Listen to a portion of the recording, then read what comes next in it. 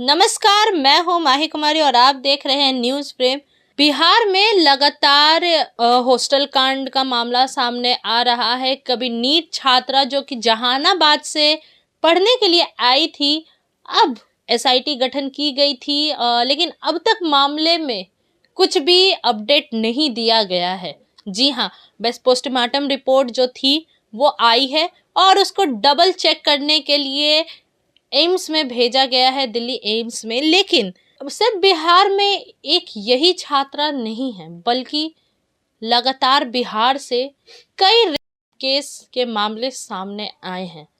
चाहे बात हो खगड़िया की या पूर्णिया की या बक्सर की या पटना की या जहानाबाद की या औरंगाबाद की, लगातार बिहार में महिलाओं की सेफ्टी हैम्पर हो रही है। ना 8 साल की बच्ची को छोड़ा जा रहा है, ना किसी माँ को। आप सोच सकते हैं बिहार में क्या स्थिति हो गई है महिलाओं की। लेकिन इस वक्त मेरी मौजूदगी एडवोकेट सूरज जी के साथ है और यहाँ पर मैं बैठी हूँ नीट की छात्रा जो जहानाबाद से आई थी, उनके केस को लेकर मैं इनसे संवाद करना चाहती हूँ। क्या ये जो पुलिस दबिश कर रही है, पुलिस जांच में है, सरकार भी कह रही है कि हम सम्राट चौधरी लगातार इस मामले पर संज्ञान ले रहे हैं, लेकिन क्या असलियत में ये सब हो रहा है?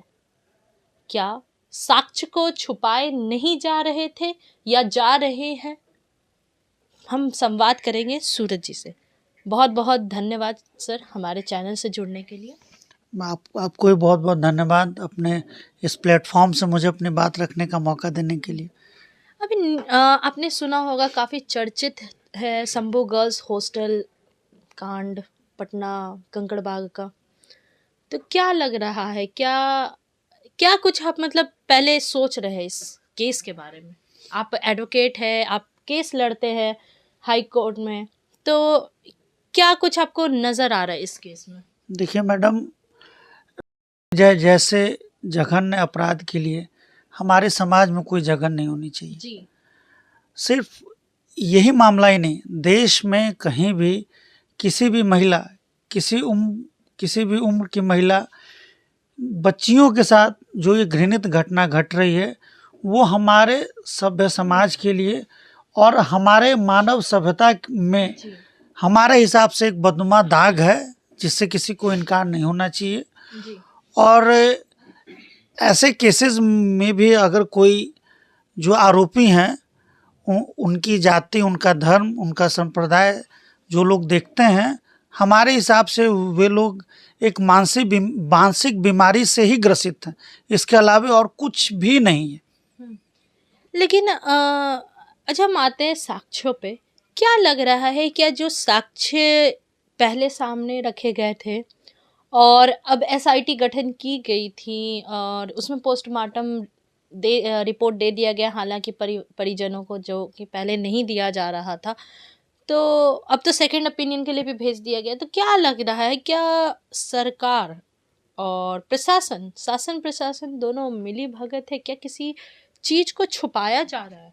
देखिए, जिस तरह से दिन प्रतिदिन इस मामले में साक्ष्य के संदर्भ में नए नए डेवलपमेंट्स हो रहे हैं, इससे तो यही प्रतीत हो रहा है कि इसमें कुछ न कुछ ऐसी चीज़ें भी हैं जिसे पुलिस प्रशासन छुपाने का प्रयास कर रही है। जी।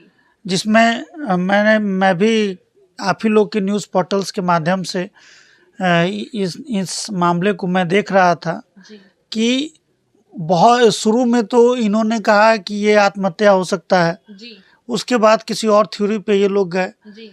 बाद में इस मामले में लोगों का जब प्रदर्शन हुआ, तब इसको एक के एंगल से इसकी जांच शुरू हुई। बाद में तो वापस से नींद की गोलियों का जिक्र किया वो, गया था। वो नया कॉन्सेप्ट पुलिस लेके आई है। उस एक्सपेक्ट से भी पुलिस ने कहा है कि हम इस मामले को देख रहे हैं। इसमें मैंने ही देखा था आप ही लोग के न्यूज़ पोर्टल से कि जो विक्टिम है उसके कपड़ों से कुछ मेल स्पर्म्स एलिमेंट्स की रिकवरी की बात आई है, तो इस मामले में इतने साक्ष्य दिन प्रतिदिन आ रहे हैं कि ये पूरा मामला संदेहास्पद होते जा रहा है। मेरा ऐसा मानना है कि इस मामले में जल्द से जल्द एक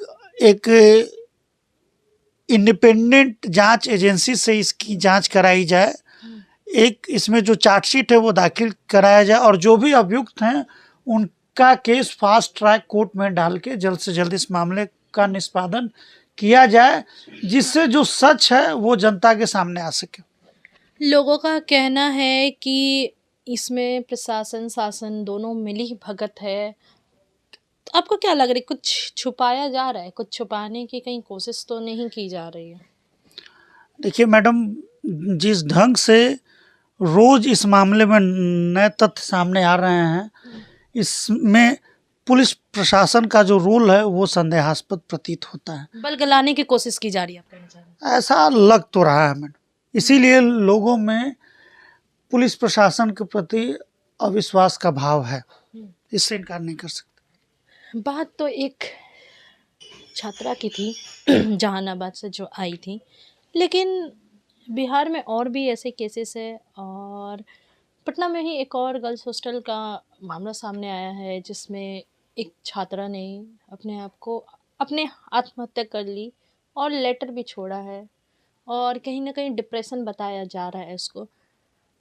तो क्या छात्रा जो अब आ रहे हैं यहाँ हॉस्टल में, क्या वो सेफ नहीं है? और अगर ऐसा है तो महिलाओं के लिए, लड़कियों के लिए बिहार क्या सेफ है? क्योंकि केस बक्सर के भी हैं, पूर्णिया के भी हैं और अब हॉस्टल जो माँ बाप विश्वास करके भेजते अपनी बच्चियों को पढ़ने के लिए, वहाँ पर अगर ऐसा हो रहा है तो मैं निशब्द हूँ इस चीज़ को लेकर। आप क्या कहना चाहिए? देखिए मैडम, आप ही नहीं निशब्द हैं।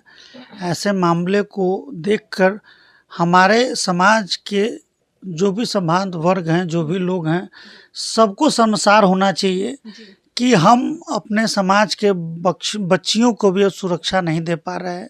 हमने एक ऐसा समाज बनाया है जहाँ पे महिलाएं, जहाँ पे हमारी बच्चियाँ अपने आप को सुरक्षित नहीं महसूस कर पा रही हैं, तो बहुत दुखद है।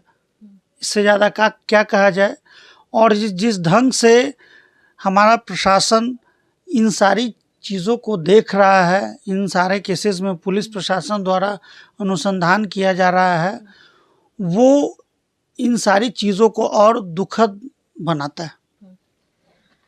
तो आपने सुना एडवोकेट सूरज जी की बात, हमने उनसे संवाद किया और कहीं ना कहीं इन्हें भी लगता है कि जो लगातार प्रशासन नए नए तथ्य दे रही है और पहले साक्ष्य छुपाए जा रहे थे और अब नए नए साक्ष्य, अब मुझे नहीं पता कि वे बना रहे हैं या फिर सच में ये साक्ष्य है, तथ्य हैं, लेकिन लगातार नए तथ्य आ रहे तो कहीं बलगलाने की कोशिश की जा रही है, ऐसा कहना है सूरज जी का। और हम आपको बता दें कि जो नीट छात्रा आई थी जहानाबाद अपने नीट की तैयारी करने, गर्ल्स हॉस्टल में रह रही थी, अब उसको लेकर विवाद बड़ा हो चुका है।